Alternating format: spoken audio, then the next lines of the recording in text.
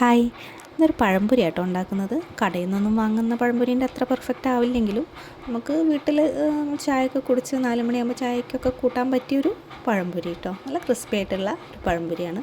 അപ്പോൾ അതിലേക്ക് എന്തൊക്കെയാണ് വേണ്ടത് നോക്കാം. അതിലേക്ക് വേണ്ടിയിട്ട് ഒരു 3-4 നേന്ത്രപ്പഴം എടുത്തിട്ടുണ്ട്. അത് നടുവിൽ ഇങ്ങനെ കട്ട് ചെയ്യുക കേട്ടോ. ഒരു 3 പീസാക്കാം നമുക്ക്. ചിലർ ഇതിനെ നടുവിൽ കട്ട് ചെയ്തിട്ട് പീസാക്കുന്നവരുണ്ട്. അതാകുമ്പോൾ ചെറിയ പഴംപൊരി കിട്ടും. നമുക്ക് കുറച്ച് നീളമുള്ള പഴംപൊരി ഉണ്ടാക്കാം.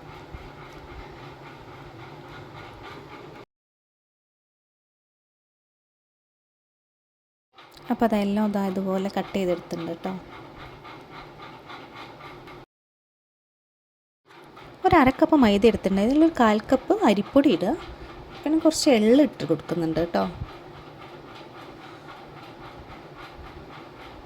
അതിനുശേഷം ഒരു 3 ടീസ്പൂൺ പഞ്ചസാര ഇട്ട് കൊടുത്തിട്ടുണ്ട്. പിന്നെ കുറച്ച് മഞ്ഞൾപ്പൊടി ഇട്ട് കൊടുക്കാം, ഒരു കളറിന് വേണ്ടിയിട്ട്.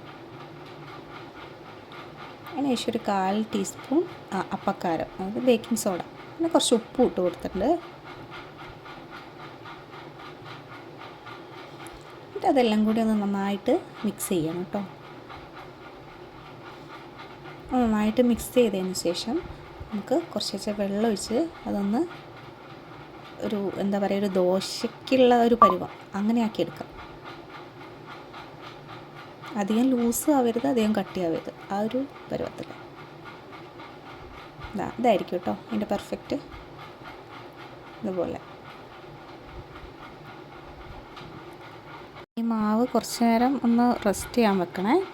അതിനുശേഷം നമ്മൾ ഓരോ പഴം ഇതിലേക്ക് മുക്കിയിട്ട് എണ്ണയിലേക്ക് ഇട്ട് കൊടുക്കാം കേട്ടോ.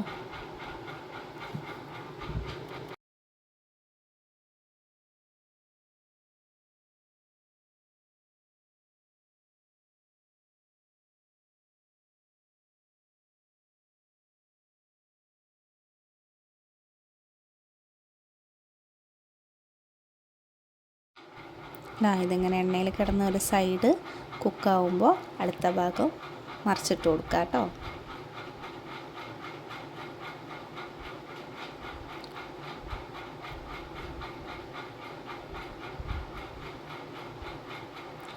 അപ്പോൾ അത് അടുത്ത ഭാഗം മറിച്ചിട്ട് കൊടുത്തു.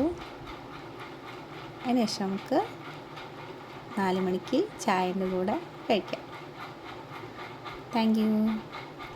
വീഡിയോ ഇഷ്ടപ്പെട്ടാൽ ചാനലൊന്ന് സബ്സ്ക്രൈബ് ചെയ്യണേ.